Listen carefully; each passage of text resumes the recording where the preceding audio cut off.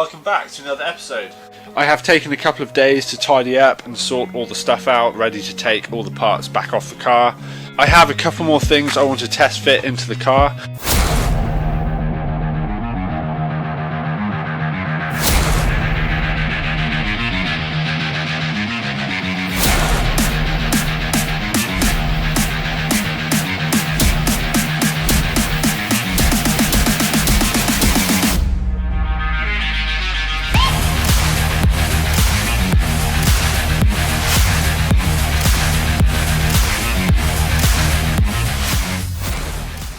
I have purchased this 1.2 litre washer fluid bottle.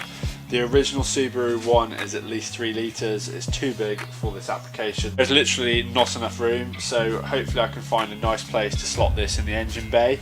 This bottle comes complete with the motor and a simple metal bracket that slots into the back, so it should be an easy fit.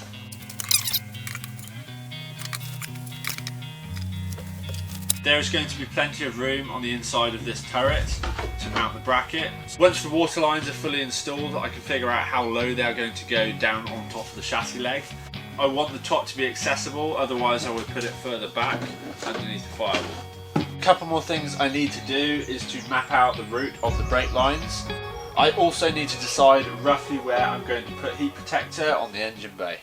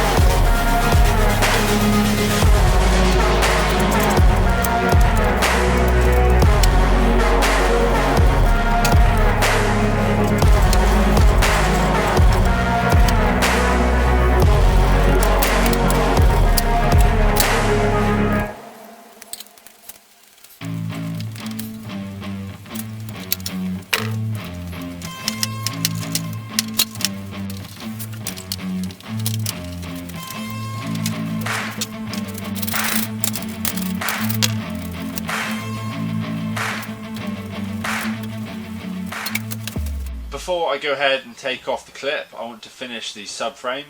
If you remember, I made this crash bar for the Mark 1 front bumper. It will not fit for the Mark 2 bumper, so I need to either make a completely new crash bar or modify this one.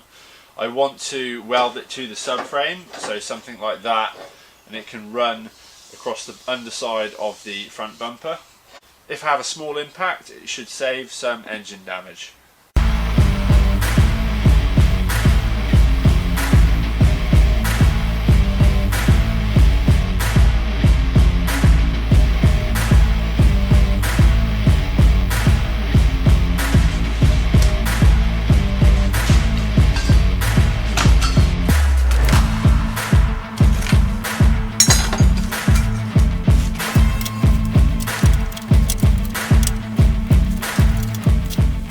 With the bumper in place, I can measure from the clip out to the front, so I know how far the bar can come out, and also the height from the floor. Then I can take the front bumper off and I can tack it all together.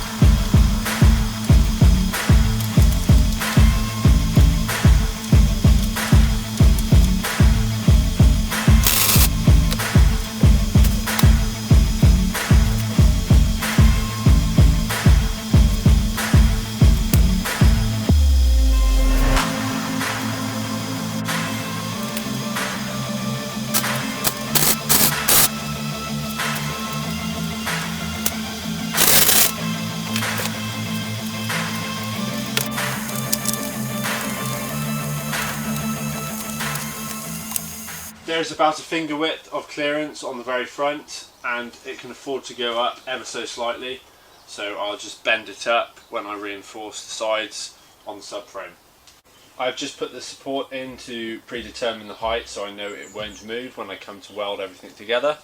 I also want to make a support going from this mounting point here down to this frame, because if I have an impact, the likelihood of this bending upwards is pretty good. So if I have a couple of supports that obviously will unbolt when the subframe is taken off, this should stop it from bending as easily.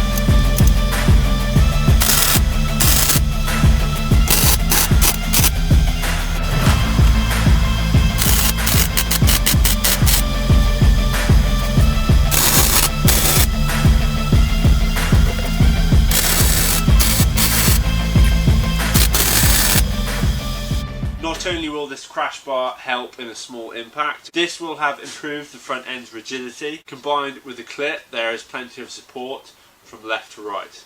Lastly, I'm going to put a vertical support. The support will sit on top of the subframe and then be welded to the underside of that diagonal, and then it will help everything hold in place. This will help to align everything when it's bolted together and give it a bit more strength.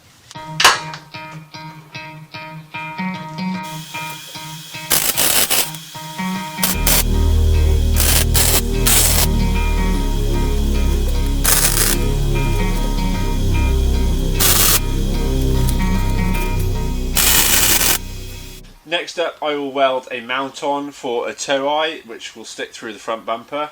I can either have it on the left or the right side. I haven't decided yet. I will get the bumper fitted back onto the car now, and then I'll see where the optimum place is to make the mount.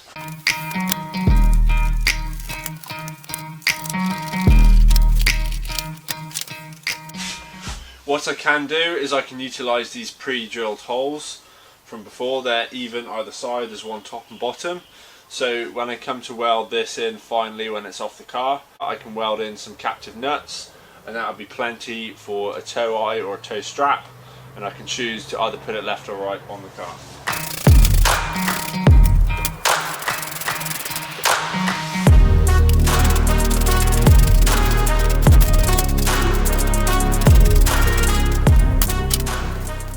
While I have the clip on the bench, I may as well finish it, so I will trim all of the excess metal off to reduce as much weight as possible, and then I will finish off the welding on all the parts, and then I can prep it with some primer.